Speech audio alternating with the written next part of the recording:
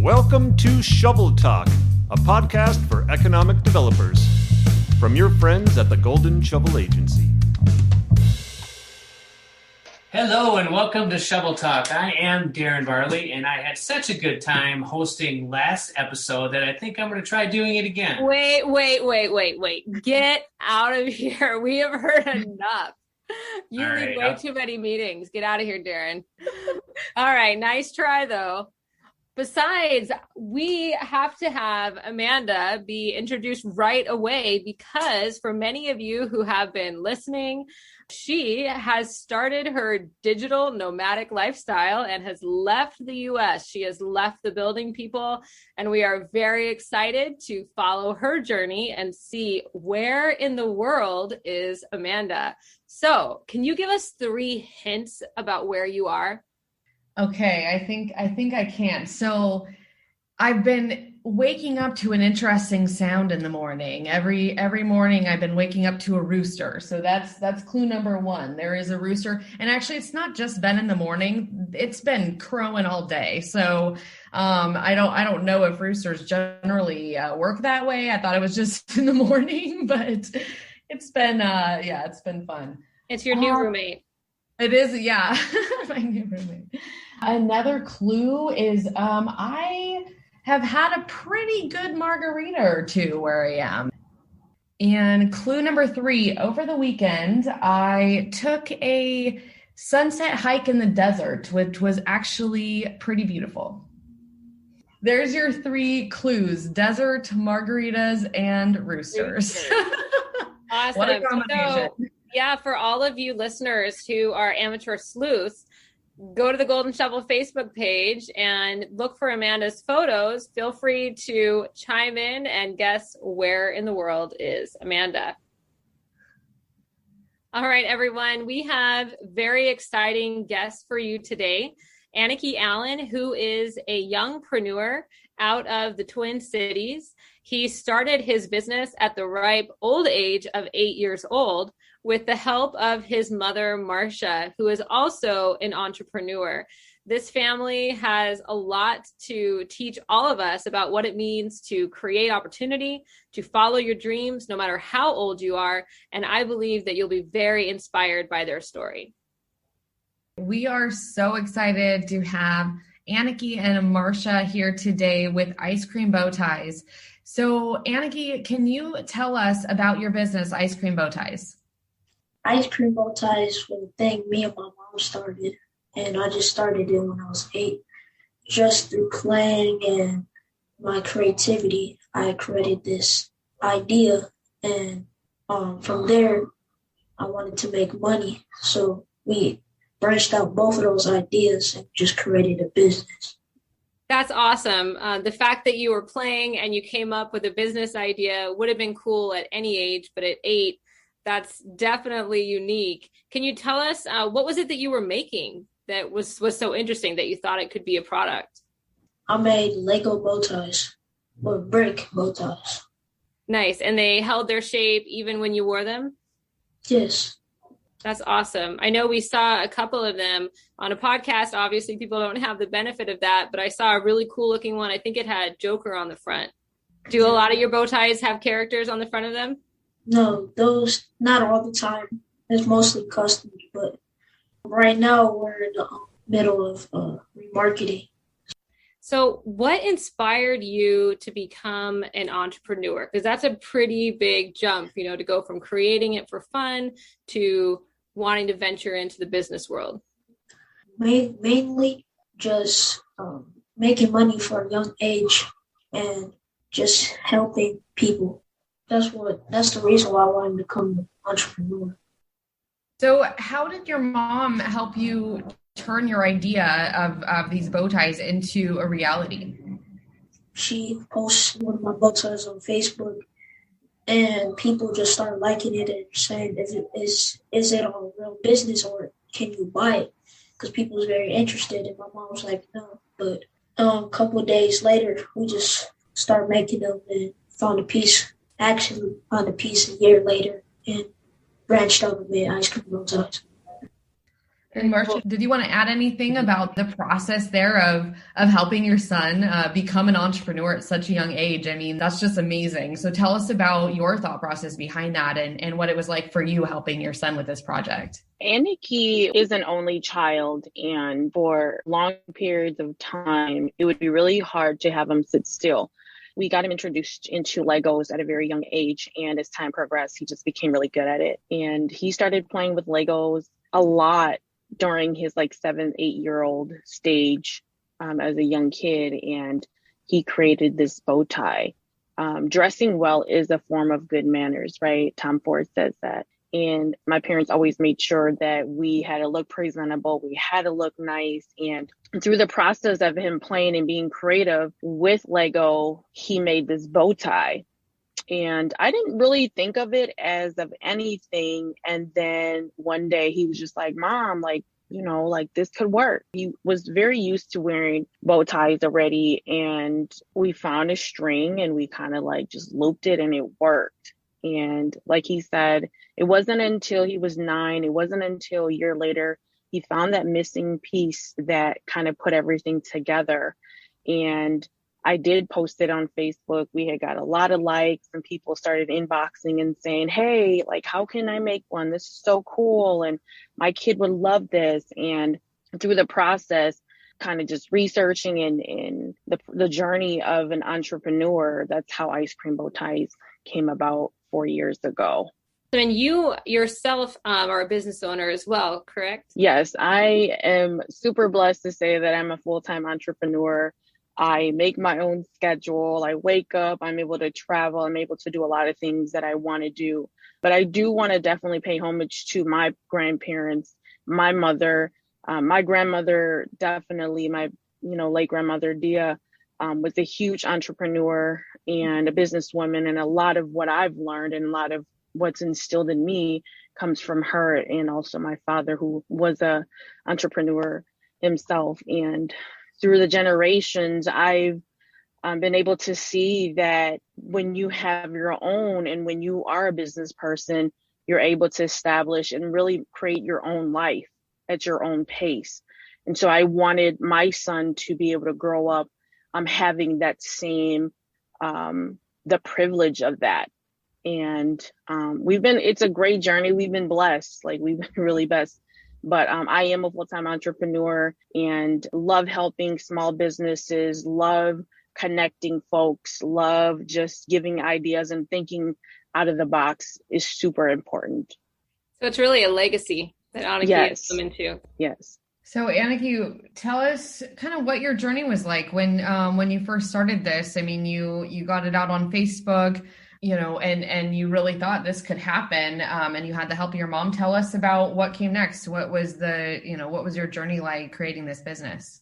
My journey was basically a lot of trial and error, a lot of just waking up, going places I didn't want to go, doing things I didn't want to do. But when I really look at the past and look at all of it, I am very grateful for pushing me through all of it. So what was one of those things you didn't want to do? I have to ask. Taking pictures. I love pictures, but they're just taking too much. I get a little antsy sometimes because I'm like, take this. But I'm very used to it now. I have a 7-year-old nephew and I try to get him to take pictures and he does not like it either. So I get it. Just to kind of add on to that, the journey it's never ending, right? My son and I are in this journey together, but individually we are within our own journey. And I'm just super proud of him because there are a lot of days where he has to do things that he doesn't want to do, where he may want to hang out with friends and he's, we're getting up early to go to an event or staying up late when he's kind of missing his bedtime and we're mingling with fashion industry people in the cities and it's fun, but at the same time, he does have sacrificed a lot, but overall, I'm just super grateful that he has this ability and the mindfulness to know that everything that he's learning now is definitely just going to help him as he gets older. It's interesting because you talk about the legacy of your family and how incredibly blessed you were to have those mentors.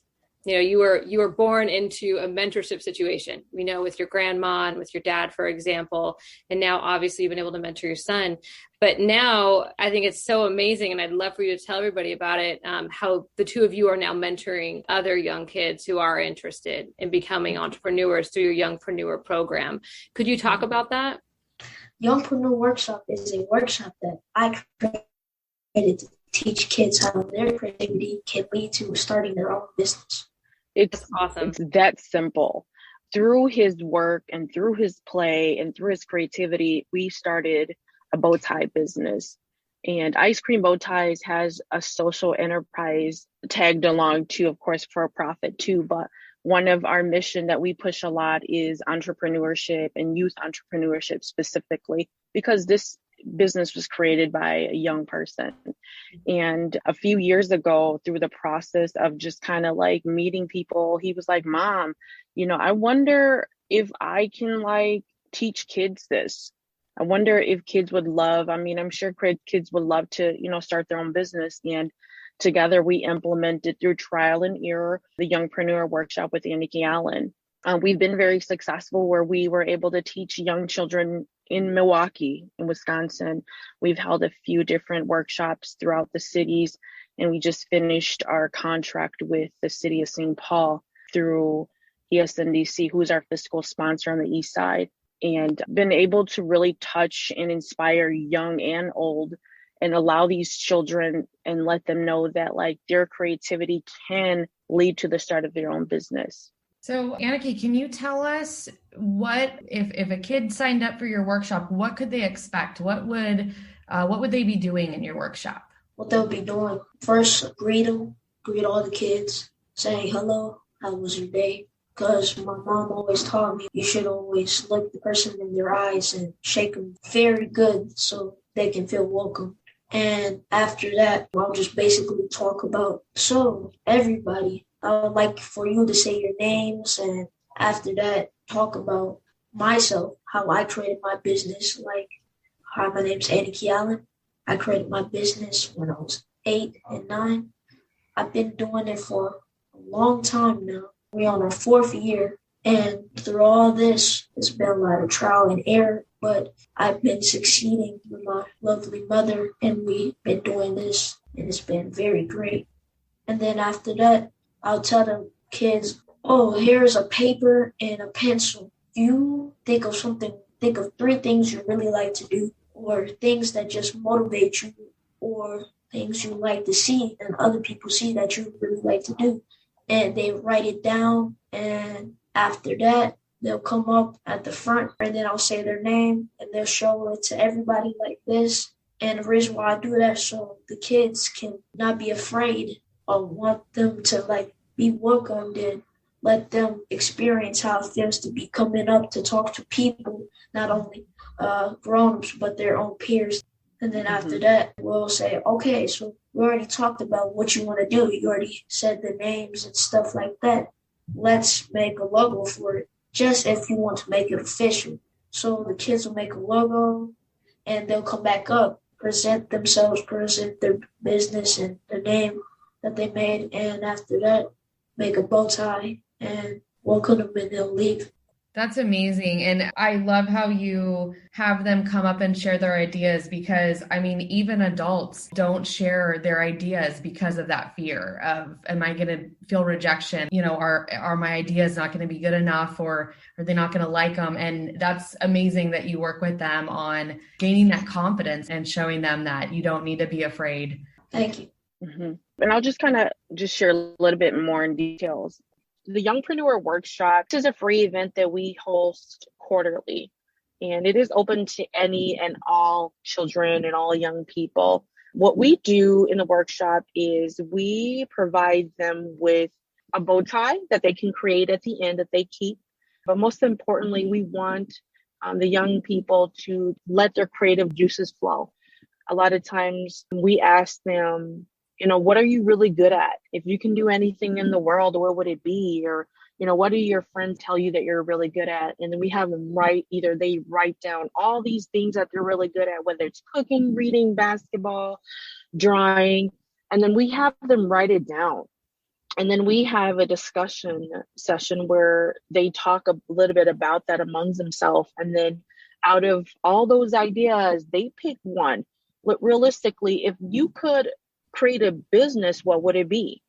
And then they create a business, and then they create a logo, and then they present it.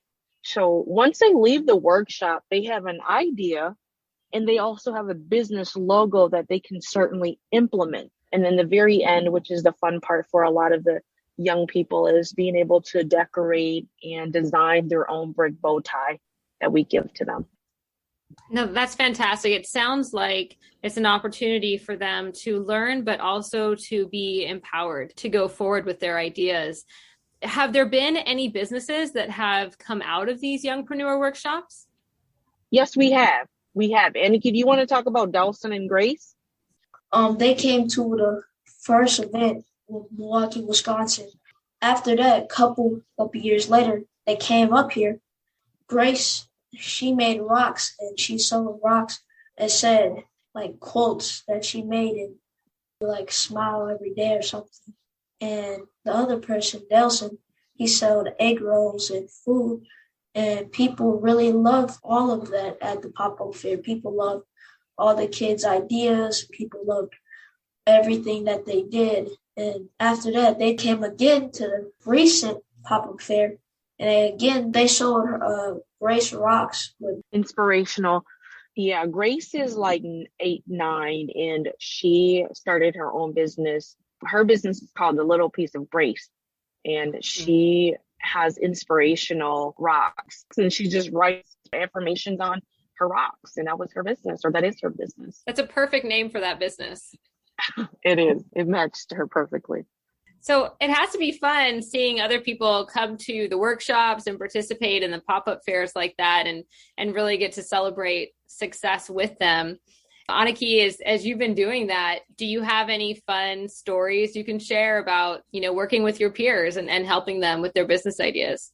There's so many great stories, but one of the stories I remember, I was at a pop-up fair, and somebody came up to me and said, could I get an autograph? Nice. I was surprised because I was like, oh, for real? And then he just walked out excited. And I was really shocked by it. A kid want my autograph.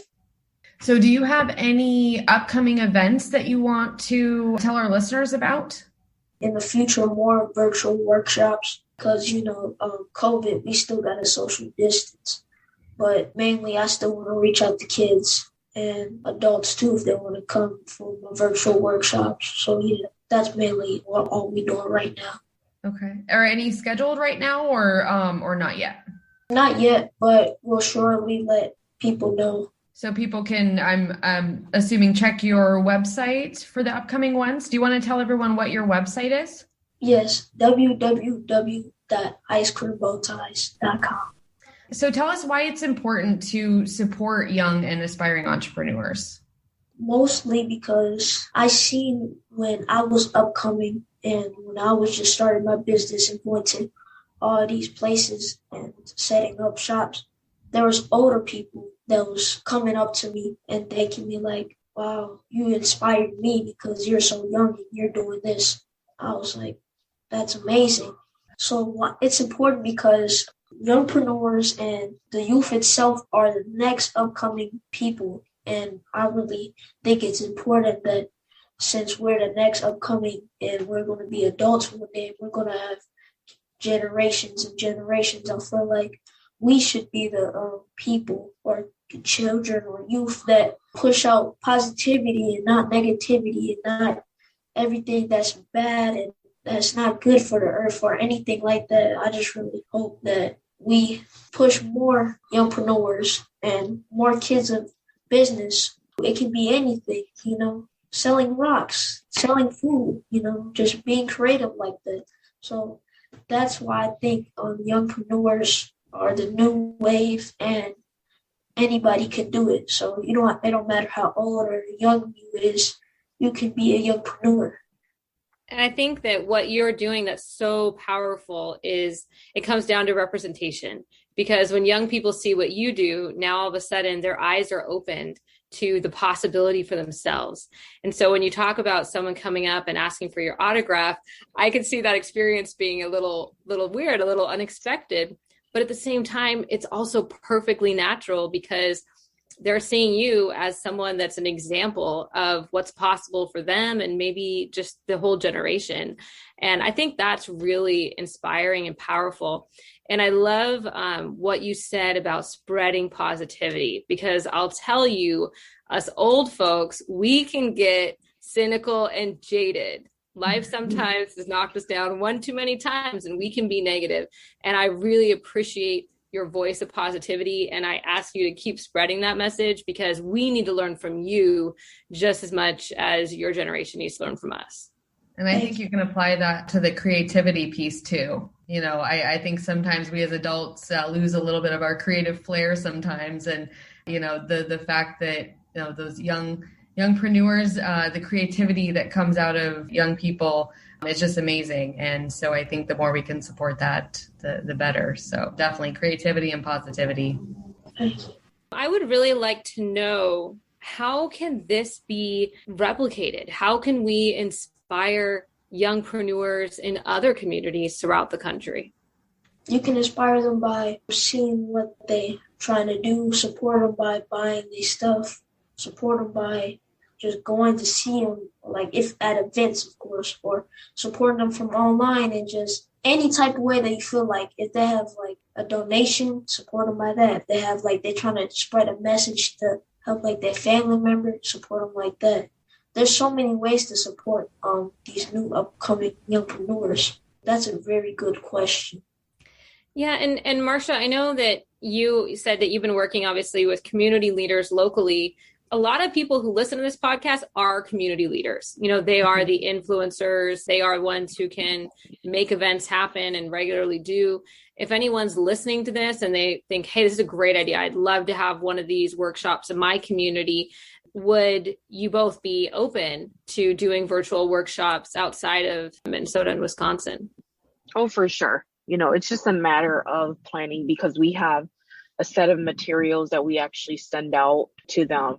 You know, it's just a matter of making sure that we have enough materials and scheduling and everything. And we are always open to that. And just to kind of piggyback what Aniki is saying too, is young people and kids and our children sometimes often felt that like they aren't heard. And so to create this idea or to create this business, like we're told as young people that, you know, you have to be an adult to create change. And that's not necessarily true. And Aniki is a great example of that you don't have to be this young adult. You don't have to have a lot of money, and you don't have to be famous to create this positive change. And so I think it's just a matter of implementing and having these resources and having these workshops accessibly available to all children. And then it gets the mind and the creativity flowing, and you just don't know where it could lead to.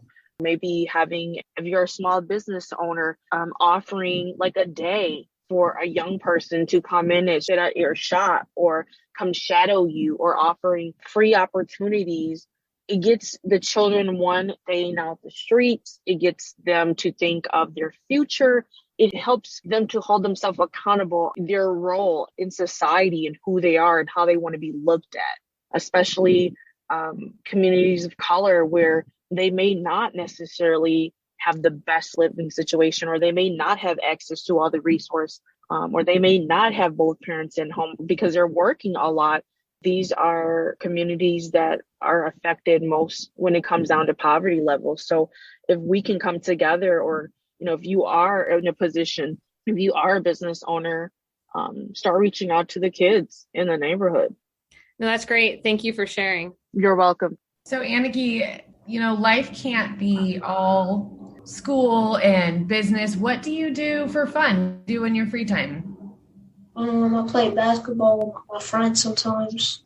Play the games, draw, paint, watch TV, sleeping.